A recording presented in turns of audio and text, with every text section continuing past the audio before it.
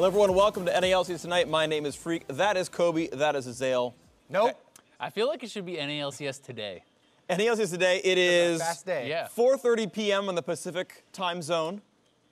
How's your afternoons doing? My afternoon is splendid now that you Splendid correctly afternoon. identified that it is in the middle of the day. It's true. I'm going to give you credit here. Azael's thanks. being a bit of a stickler. I appreciate you, Kobe. All right, you're on my side for this one. I appreciate that one very much. Welcome, of course, once again. We're going to pull out the standings first off to see how this week shaped up, where all the teams sit in the top 10. Echo Fox still in first. One game behind them is Cloud9. 100 Thieves and Clutch in, I guess, third/fourth/fifth with Team Liquid. The order is out of order, though. Where is number 4 for Liquid? They're got to be up above Clutch Gaming for that one. It's okay. They're trying.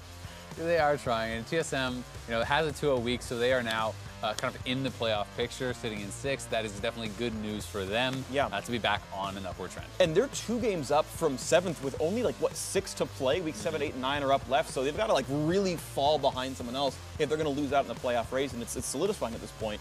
Do want to point out, here's the standings. Remember them in your minds right now because we've got predictions from the preseason. Jat had CLG at first. He forgot a 0 by the 1 as where CLG stands. But I see both of you have Echo Fox at 7th, so explain yourselves. So, all I'm really seeing is me with Clutch pretty high in the standings, 4th place. Right now, they're right in there, so. But you had them great above Cloud9, who just slammed them. So how about that? You're wrong. Well, I see Kobe here at Cloud9. The same spot there. No, above you. What above you? Yeah. Check your eyeballs, check too. Yep. I mean, it's definitely it's been an exciting season, and I think I'm kind of glad to be wrong in a lot of cases because things have not been as predictable. I think part of that is best of ones being so volatile, and also it is certainly some of the teams just underperforming or some teams overperforming or whatever you want to call it, right? I mean, TSM pretty far below where everyone was expecting them. CLG. Turns out they're just not that good, at least at this split. I mean, they're really playing poorly, right? And every one of us had them pretty highly. Like, we had them 3rd, Jat had them 1st, and they're tied for last. Yeah, also, a lot of the Echo Fox people, placing them, most people in the bottom half of the standings was contingent upon everyone's like, okay, these are some very volatile personalities. They all have histories of changing teams or not working well with some coach or some player or something like that. Yeah. So a lot of the placement was, not sure, but everyone recognized the power of the players, right? Yeah. The strength of the players. And clearly, even after week 1, I was like, okay, I'm ready to buy the Echo Fox stock. Yeah. And I was on board because of how well they actually have been able to play together. They've been able to be organized.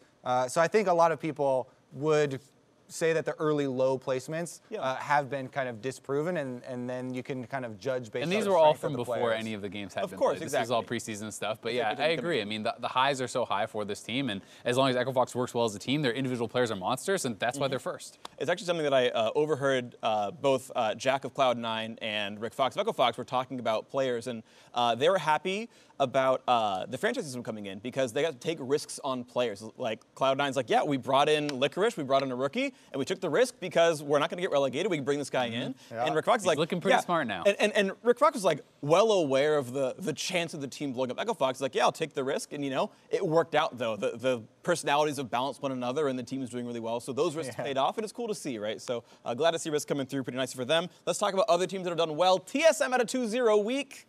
2-0 week for TSM, 2 games ahead of the playoff spot right now, including the fact that they freaking beat Echo Fox. And you have to give them some credit for taking down the first place team in the league. But this one was a bit weird to me to watch because there's a lot of questions about the Echo Fox draft. I think Phoenix had by far his worst individual game of the split as well. So it leaves me almost in a situation where people were kind of feeling about Clutch, like how good is TSM now? Yes, they beat Echo Fox, but then they also beat Optic. And Echo Fox wasn't at their best. Are they amazing? Is everything great? I don't really know. Yeah, I think that you can say that we saw definite improvements from TSM. So everyone, all the TSM fans will be very happy about that. As far as, the game specifically against Echo Fox, there were a lot of holes to kind of poke in the Echo Fox side. For me, it actually wasn't even about draft as much as everyone else's. And it was so much about the decision-making later in the game. Because even still, at the beginning of the game, I was really impressed, with Dardoc's, tracking of the enemy jungler and how they were playing, all these lanes. And they did have these more unique encounter picks that they had come up with.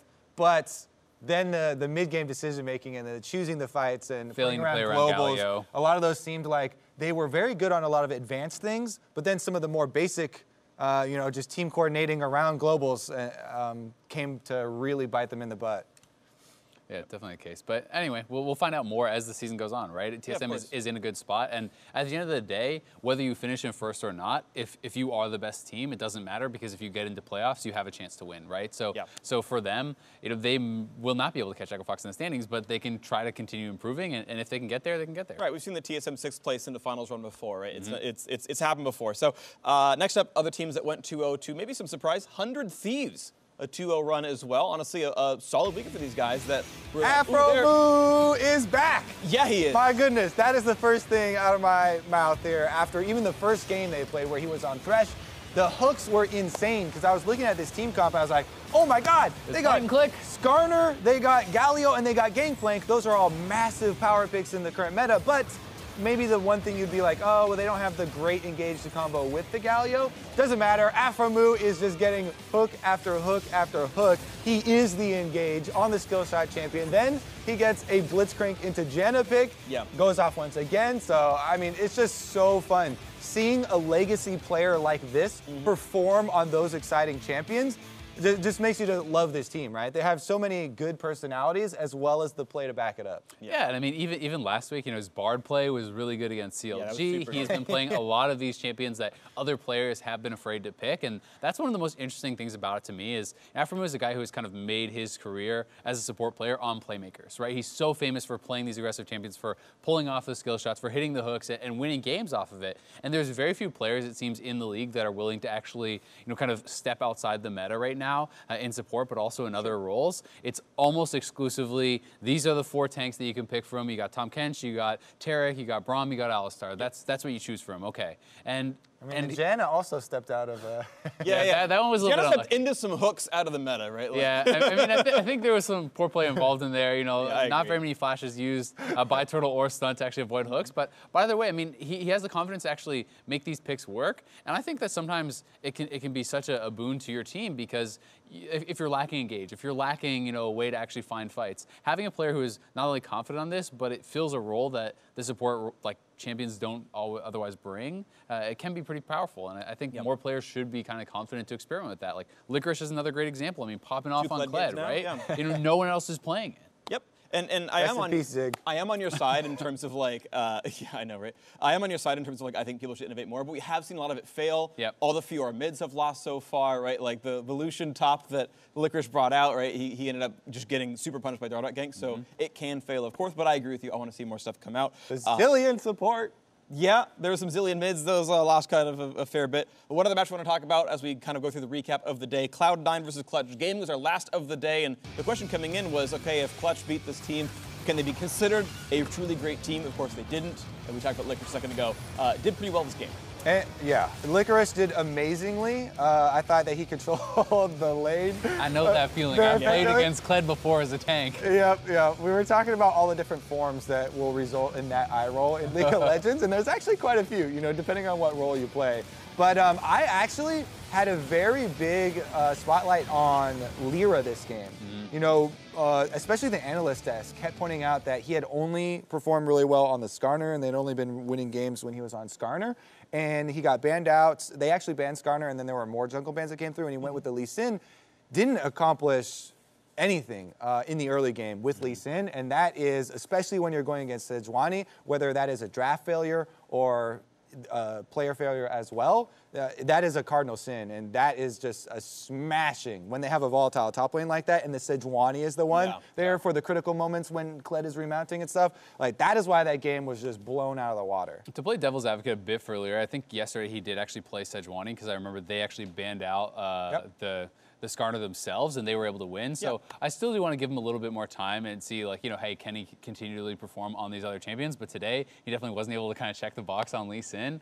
And it's rough, though, because of how volatile that matchup. When you're playing a tank into Kled, you have to be able to deal a certain amount of damage to kill him before he can remount. And if you can't do that, you cannot beat this champion, right? And you know who does damage? Lee Sin. Yeah, Lee Sin does do damage. But I mean, look at the solo versus the 1v1 where he remounts, where he's ignited. He remounts with like 10 HP. If you actually get that kill, Kled can fall behind. It can look completely the opposite. So that's how volatile it was, and Licorice played it incredibly well. I also think is a little bit of variance. Even close, baby. Involved in that too. All right, let's redirect to a more playoff-focused topic. I think our top 6 are almost for sure locked in, right? 6 is 2 games above 7th, the 7th right? spot with is 6 to play. So, like, do you think? So first of all, do you think the top 6 is like way more likely than not just going to be in the top 6? Yeah, of course. course. On down to TSM. Yeah. Way more likely than not, certainly. But is there a chance that teams could drop out? Yes, I still think that if FlyQuest could actually pull things together, they are the team that's 2 games back. I still think there's a possibility there, and you have to look a lot at strength of schedule. So real quick then, we have strength of schedule. Of course, Clutch Gaming have several opponents coming up very soon. They're one of the ones that we're kind of looking at as that 4th, 5th sort of area for them. And if they're one of the teams that might drop out, you mentioned FlyQuest probably being the sweetheart for the ones to maybe come up out of 7th and take these teams out. But you're seeing, some difficult and some very important matches coming in for Clutch. They're going to play Fly themselves, for example, next week. Yeah, they definitely are. I mean, these are really important matchups, and it's really important to be looking at strength of schedule towards the end of the split. Like talking about Echo Fox, who is actually sitting in 1st place right now. Yeah. The 2 toughest teams that they have to play left is Clutch and 100 Thieves. They've already played TSM, C9, and TL in the second half, and they're already in 1st. Like, to me, it feels like Echo Fox basically has 1st place locked up, and just based on strength of schedule, which is really, really impressive when you look at how good their record is right now. So it's going to be, maybe a bit of an easier ride for them, but some of these teams are going to be really tough. Yeah, I think Echo Fox is for sure the team to beat right now, right? Yep. I mean, they're kind of slotted into the 1st spot, and Hooney's got his eyes on that North American LCS championship. So the question is, will Echo Fox win Worlds? Yes and yes. Okay, that's the great one. All right, on to the next set of cards. That was the final question on that one. I'm glad we got the answer. 8.4 is already on live for all of us at home who've been playing League of Legends, and it's coming into the North American and European Pro scene next week. We all got pulled what we want to talk about. Kobe, we're going to start with you. You want to talk about Archangel Staff and the tier builds. You were supposed to give me the moment. Bro. All right, I'm kidding. supposed to get to Forget say what it. I said. Erase your memory. Kobe, what do you want to talk about in 8.4, dog? I'm actually going to talk about Seraph's Embrace. Oh, okay. Not Archangel. That is surprising. See, because this normally says you talk Archangel about Staff Tracker's right Knife here. Being a jungler. Just saying. Yeah, so the jungler ones would be Tracker's Knife or Volibear, but I really do think that one of the biggest changes is going to be for the mid lane. Seraph's Embrace is insane right now. There's more flat mana on it, 400 more, as well as 20% cooldown reduction, so people spamming their spells to stack that up. Ryze, Cassiopeia, Victor, anybody that has things that scale off of mana are going to be insane. So I think that Ryze is actually going to be permabanned now because, as we saw today, people are still even first round picking it, blind picking him. And this is before one of his main items is supremely buffed. I mean, Jensen just was talking about it in the interview with Avali. He thinks anything that builds essentially tier plus Roa is now going to be the best top champion in the champions, right? And I tend to agree. I mean, like he said, you don't have to build a Morello anymore. CDR is such an important stat, and now the core items for these champions, you don't have to go back and build something else. You just get it in your core too. So like you said, Cassio and Ryze are the 2 that stand out really big to me. Plus, Death Cap with the giant bonus. Is this like the era of AP now? High AP. Is AP just and coming Bear through? buff gives way more AP as well going into the late game. So you can Yeah. already start complaining. Get your Reddit post ready. What is really interesting, actually, is on Counters ready, Mundo. yeah, there you go. Yeah. On that topic, though, as far as the math is concerned, all right, shut up, both of you. Is champions that Our have show now, Kobe. We can just ignore you know, it. that's fine. You wanna? Yeah, I'll just take monkey this over off. here just- Yeah. That's not a monkey sound. It's like I became a seal or parrot or something. I don't even know. It's all going downhill. I'm like sure this there career. is a monkey that makes that noise. 'Cause they make a lot of. Yeah. It's this That's good, one. that's good. All right. Continue now, Phreak. All right. Any mage whose AP ratios are more than just damage, because we're going off the flat pen builds, you're always going Sork Shoes into Leandries into Void Staff. And so if your build is now at 700 AP plus Death Cap, well, Cassiopeia, who's off with AP, Ryze shields with AP, like all these champions that have non-damage AP ratios, they don't scale off Magic Pen, the builds have shifted and their utility relative has gone up. So I think it's a big deal. The thing I want to bring up is Tracker's Knife. It has been deleted, which means almost nothing for solo queue, because almost no one bought it anyway, but it means, generally speaking, more darkness in pro play. I'm of the opinion that we are at the too much vision point, so we're going back to the appropriate vision point. If the whole map went dark, I agree it'd be bad. I don't think we're there. I think we're at a more appropriate place for vision, and the game will be more exciting to watch. Yeah, I mean, I tend to definitely agree. I do think people want to see conflict, right? People want to see these players who are the best in the world being able to like show off their mechanical prowess, to be fighting, to be playing these aggressive champions, and I think there's a higher chance of seeing that. There is some debate, though. You know, definitely I have seen some analysts and pros saying that, oh, you think this is going to create more aggression? They think it's going to create less aggression because they're saying these players will not be able to make the risky play. They won't do it without the vision. If they don't have it, they won't make any play. I tend to disagree because I think if you just sit back in your own jungle and play with zero risk plays, you probably will give up too much to someone who is willing to, say, pick a Kha'Zix with Red Smite and be more aggressive. Yeah, I mean, I definitely see the arguments. I know Meteos specifically has been super outspoken about vision removal is a really big way to actually start fights. People trying to go and clear wards, you know, fighting them over those wards that they are clearing. So, you know, having another form of that maybe in the game or something. My personal problem has always been with zombie wards since it was first, you know, introduced. Sure. And it still is, but you know, maybe this one is going to address the issue. All right, and final topic you wanted to bring up for 8.4 you think is exciting? I mean, I think it's kind of the elephant in the room we haven't talked about, the Baron and Elder changes. I think those are going to be really big.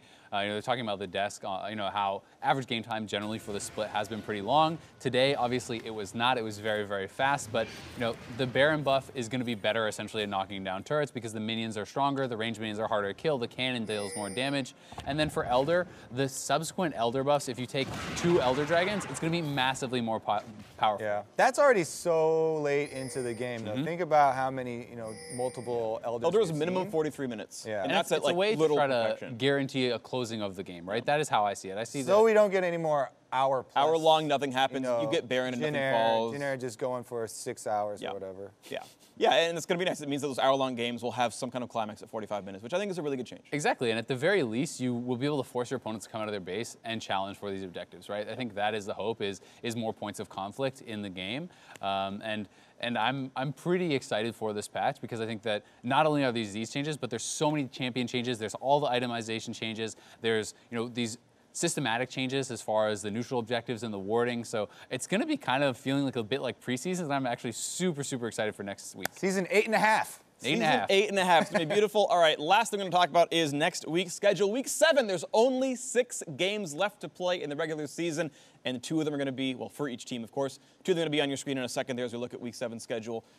And here it is. Team Liquid vs. 100 Thieves, which, oddly enough, is actually a battle towards the top of the standings right here, and I think getting better seeding will be pretty important there. Yeah, 100 Thieves have continued to impress, actually. This was a really good week for them, and TL's been a top 3 forever. Yeah, TL's been a top 3 forever, you say, but recently the you know, value there has been dropping a little bit, looking a little bit more wobbly. Impact specifically, then some of the communication issues, tracking enemy players hasn't been, you know, so crisp for them. So this match has gotten very interesting, especially considering the playmaking that Aphromoo has shown. To me, if there's a team, you know, Team Liquid complaining about not being able to track people that well, Aphromoo, you got to keep tabs on that guy. If he's still playing, you know, hook champions and playmakers and stuff, then I could very easily see this, you know, being another one down that same vein. And even just talking confidence, it feels like TL players, when you look at what they're saying on social media, when you look at some of the results of their games, they feel like it's on a downward trend, more towards that. And 100 Thieves is riding high, right? Like, Echo Fox just speed ran TL today. They're going to be feeling really bad, and we'll see if that confidence that 100 Thieves has kind of built up, especially with Aphromoo on playmakers and how well Meteos was playing,